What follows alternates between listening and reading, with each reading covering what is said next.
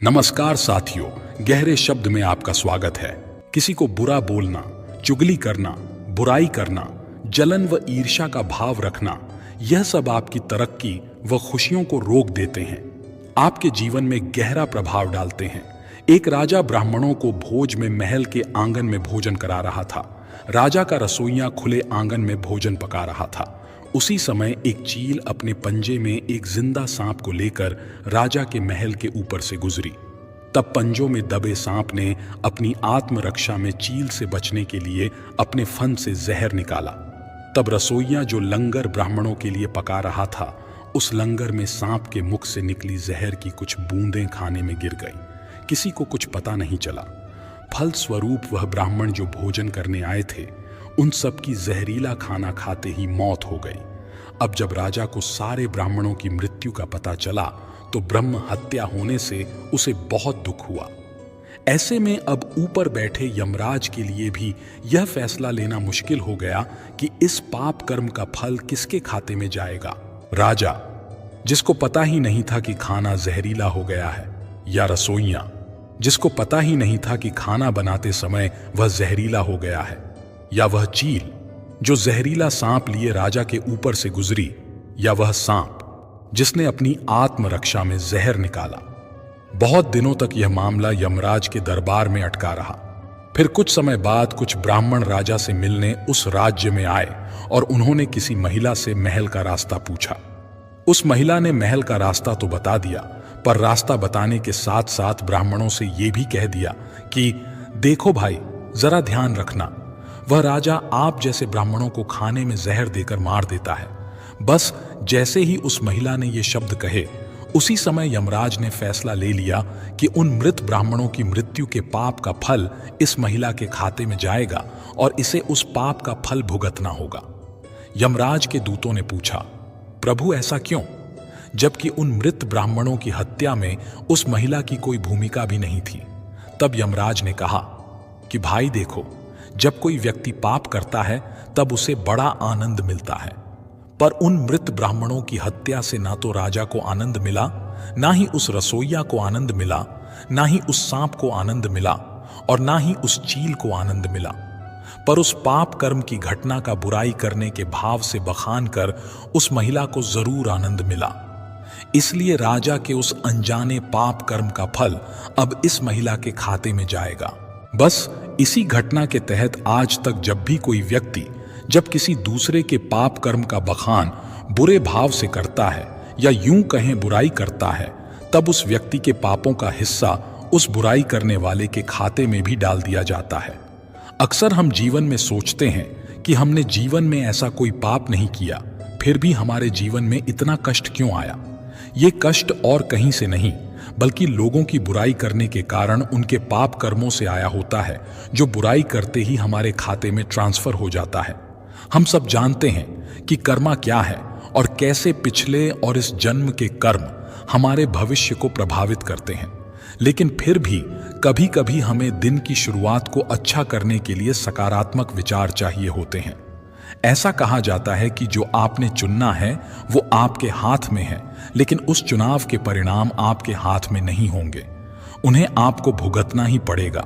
सब कर्मों का फल यहीं मिलता है, कभी जल्दी तो कभी देर में। अगर आप किसी और के साथ गलत करने जा रहे हो तो अपनी बारी का इंतजार भी जरूर करना। एक जगह गरीब ब्राह्मण अपनी पत्नी के साथ रहता था। एक दिन ब्राह्मण गांव जा रहा था, तब एक चिड़िया एक मछली पकड़कर एक खेत में खाने की तैयारी कर रही थी। ब्राह्मण ने चिड़िया की चोंच से मछली छीन ली। मुंह का आहार छिन जाने पर निराश होकर चिड़िया ने आकाश की तरफ देखते हुए कहा, दूसरे को तकलीफ देना अच्छी बात नहीं है। उस दिन के बाद चिड़िया जब मछली के बारे में सोचती तो ब्राह्मण को शाप देते हुए कहती, जिस तरह तूने मुझे निराश किया, तू भी उसी तरह निराश होगा। मछली के बारे में सोचते सोचते चिड़िया सूख कर दुबली हो गई और एक दिन मर गई, जबकि ब्राह्मण मछली को घर ले गया और खुशी के साथ मछली को खा लिया। कुछ दिनों के बाद ब्राह्मण के घर बेटा पैदा हुआ। लड़का देखने में इतना सुंदर था कि जो उसे देखता गोद में उठा लेता था। माँ बाप उसे देखकर भूख प्यास भूल जाते। धीरे धीरे लड़का बड़ा हो गया। रूप गुण से भरपूर लड़के को देखकर मां बाप की खुशी का ठिकाना नहीं था। लड़का इतना प्यारा था कि मां बाप उस पर जान छिड़कते थे। लड़का जब युवक बन गया तभी विधाता की विडंबना के चलते निष्ठुर काल ने ब्राह्मण ब्राह्मणी की खुशी छीन ली। जिस दिन लड़का मरा उसके बाद मां बाप के आंसू रुकने का नाम नहीं ले रहे थे। दोनों ने खाना पीना छोड़ दिया और दिन रात दोनों छाती पीटते हुए अधमरे हो गए। पत्थर दिल यम ने हमें जीते जी जला दिया। अगर सुबह शाम उसे कूटा जाए तो उसे कैसा लगेगा। यह कहकर ब्राह्मण रोज ऊखल में मूसल पटकते हुए कहने लगा कि यम का कलेजा कूट रहा है। ब्राह्मण को इस तरह रोते झींकते मूसल पटकते देख एक रात यम ने सपने में ब्राह्मण से कहा, तुम जो मूसल पटकते हुए लगातार बेटे के लिए रो रहे हो, उस बेटे को देख पाओगे, तुम्हें मेरी बात माननी होगी। कल तुम भीतर से दरवाजा बंद कर अपने पूजा घर में सोना और 3 दिन तक किसी को भी वहां जाकर जगाने नहीं देना। अगले दिन ब्राह्मण ने सपने के बारे में विस्तार से ब्राह्मणी को बताया और उसी के अनुसार पूजा घर के भीतर जाकर सो गया। जब ब्राह्मण को गहरी नींद आई तब एक यमदूत ब्राह्मण का शरीर वहीं छोड़कर उसकी आत्मा को यमपुरी लेकर चला गया। यमपुरी में ब्राह्मण ने न जाने कितने सारे नजारे देखे। कहीं पापी को यमदूत कूट कूट कर चटनी बना रहे थे, तो कहीं भयंकर पापी की जीभ में कांटा चुभा उन्हें घसीटकर नरक कुंड में डाल रहे थे। झुंड बनाकर यमदूत घूम रहे थे, शोरगुल मचा रहे थे। इस तरह जगह जगह अजीब अजीब मंजर देखकर ब्राह्मण के होशो हवास उड़ गए और हवा में पीपल के पत्ते की तरह डर के मारे वह कांपने लगा। यमदूत उसे यमराज के पास ले गया। डर के मारे थर थर कांप रहे ब्राह्मण को देखकर यमराज ने उससे कहा, पुजारी डरो मत, तुम जरा उन नौजवानों की तरफ देखो, क्या उनमें तुम्हारा बेटा भी है? ब्राह्मण ने उधर देखा तो अपने बेटे को मौजूद पाया। बेटे को देखकर ब्राह्मण ने खुश होकर यमराज से कहा, जी महाराज, वह है मेरा बेटा। ब्राह्मण का जवाब सुनकर यमराज ने कहा, उसे यहां बुलाओ, अगर न आए तो वहां जाकर बुला लाओ। ब्राह्मण ने बेटे को पुकारा मगर वह नहीं आया। तब उसके पास जाकर बोला, मेरे बच्चे, मैं आया हूं, तू मेरे साथ चल। ब्राह्मण ने 3-4 बार इस तरह कहा मगर बेटे ने उसकी तरफ देखा ही नहीं। तब उसे हाथ से पकड़कर ब्राह्मण ने कहा, मेरे बच्चे, इधर देखो तो, मैं हूं तेरा बाप। यह सुनकर बेटे ने बाप की तरफ देखकर झुंझलाकर कहा, तू मुझे बेटा क्यों कह रहा है? मैं तेरा बेटा नहीं हूं। कभी तूने चिड़िया को तकलीफ पहुंचाकर उसके मुंह का आहार छीन लिया था, उसी का बदला लेने के लिए मैं तेरा बेटा बनकर पैदा हुआ था। अब याद आया ना?